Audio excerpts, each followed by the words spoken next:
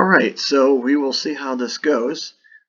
What I wanted to do was work through a couple problems on the budget study unit, give you a chance to see how to organize this, and for me, I think it's somewhat effective to use Excel. So I will work through a couple of these problems. Of course, you would see that there's many similar problems like this in your study unit, and when we go through and even the task-based simulations. So I have a couple here on this Excel sheet.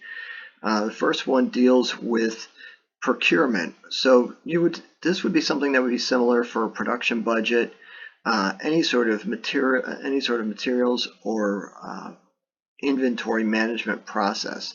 Is that the company does not want to be stuck with having an insufficient supply for the next accounting period.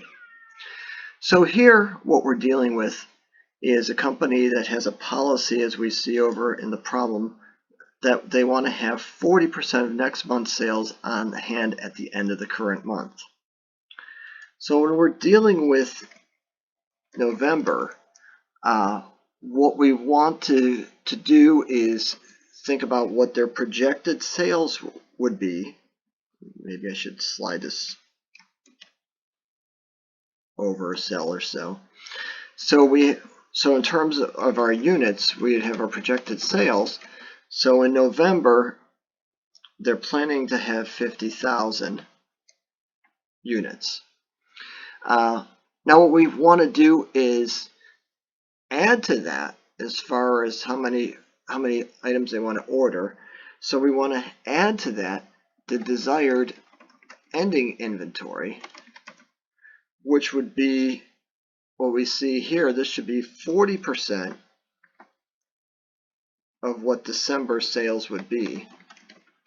In December sales, we see there's quite a gear up here, 100,000 units. So the desired ending would be 40% of 100, or 40,000. So one approach would be to add these two up. So we have our subtotal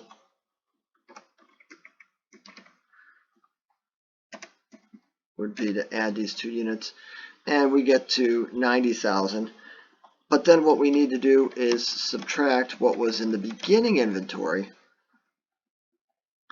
And what we see here is that this would also be, we would have this 40%, but this time of November sales. And recall that November sales number was 50,000. So if we do minus 40% of 50,000, that would give us our units to be ordered during November, which again, if we just copy the formula down, we see that would be 70,000 units. So that would be the approach that we would take here, following the lines of what the company's desired production pattern, or in this case purchasing pattern, since we're dealing with a merchandiser.